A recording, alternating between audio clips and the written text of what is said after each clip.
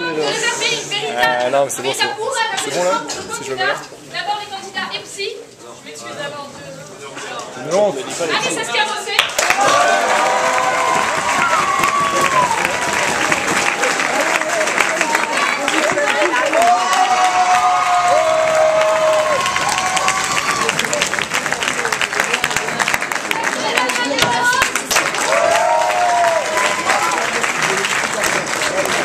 mais ton coup de merde, on fallait pas.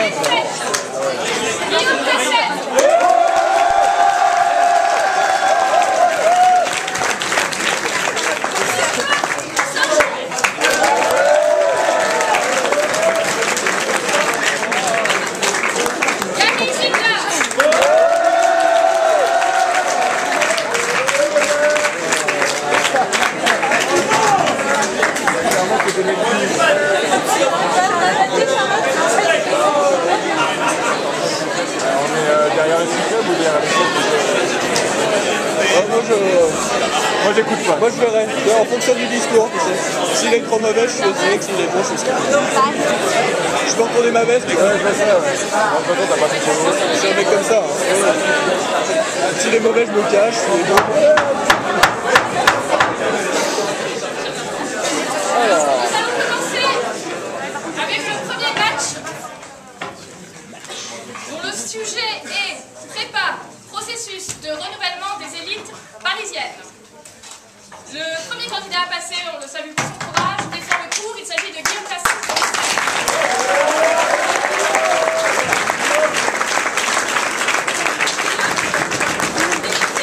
5 minutes. Bon, je rappelle brièvement mon sujet, prépa, processus de renouvellement des élites parisiennes. Donc mon sujet se présente sous la forme d'un sigle. Ça vous arrange bien, vous membres de la meute de loup d'EPSI, ni pour élèves particulièrement sans compétences intellectuelles. Je tiens à préciser que je suis en accord avec cette assertion, et c'est tout à mon honneur, puisque je me suis moi aussi inclus dans cette dynamique de prépa parisienne, dans cette spirale infernale de l'excellence sublime, emplie de profusion de soi, de grandeur d'âme, de génie scolaire et d'intelligence sociale. J'en profite d'ailleurs pour vous saluer tous, représentants de la délégation Sainte-Geneviève, de l'armée Louis Grand ou du bataillon JD1. Je suis là pour défendre votre cause. La question qui nous est posée est par essence rhétorique.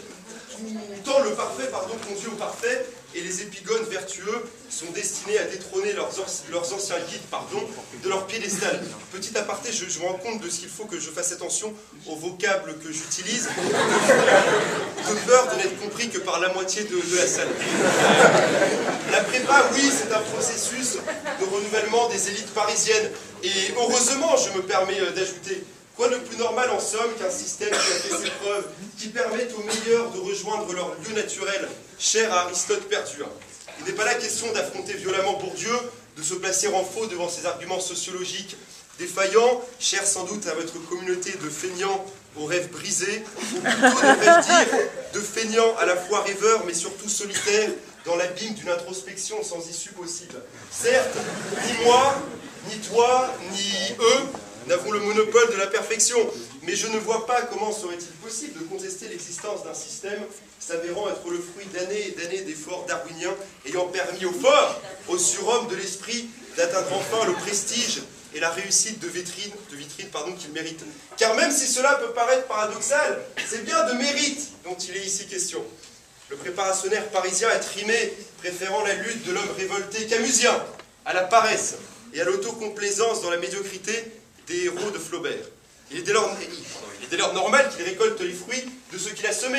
Qui somme le génie et récolte le succès, et ce que vous appelez notre talent n'est fait que de notre conviction. Mais je peux comprendre que vous trouviez la démarche injuste, parce que l'excellence académique est trop centralisée, à Paris en l'occurrence, parce que de trop nombreux déterminismes, et je le reconnais, entrent ici en ligne de compte. Mais la vie est par essence rude. Et l'idéal républicain d'égalité ne peut tenir devant l'évidence d'un succès malheureusement promis aux plus travailleurs et aux plus vertueux. Car que croyez-vous que la sélection est inadaptée? Non, elle est naturelle et elle s'avère nécessaire. Qu'il est préférable de diluer le génie dans une masse et un océan infini de fange, de foutre et de naïveté candide? Non, je ne le crois pas. Et sur le point de vue opposé, j'ai même bâti la conviction que le système des prépas parisiennes permet aux travailleurs illuminés de l'ombre de devenir les messagers éclairés amenés à vous aider, vous. Car acceptez que l'on vous guide, laissez-nous être vos Vosges et autres caudillos, vous sortir de l'impasse dans laquelle vos jambes frêles et peu assurées vous orientent désespérément. Laissez-nous vous montrer la constellation du bonheur et vous accompagner dans la recherche effrénée du lieu idéal, là où tout n'est que beauté, luxe, calme et volupté. Il y a plus de 200 femmes dans votre monastère et la plupart ont au fond du cœur des blessures profondes. Elles vous les ont fait toucher et ont coloré vos pensées virginales des gouttes de leur sang.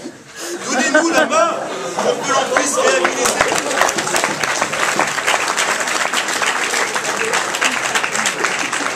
Donnez-nous la main pour que l'on puisse réhabiliter vos désirs les plus secrets et les plus enfouis. Laissez-nous être le message d'espoir qui redessinera le sourire sur vos faces désabusées.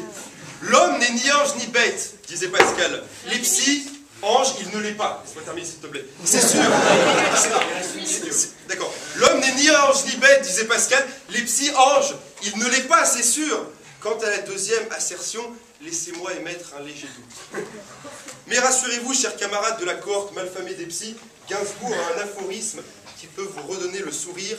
La bêtise a ça de supérieur sur la grandeur d'âme, c'est qu'elle dure. Bravo!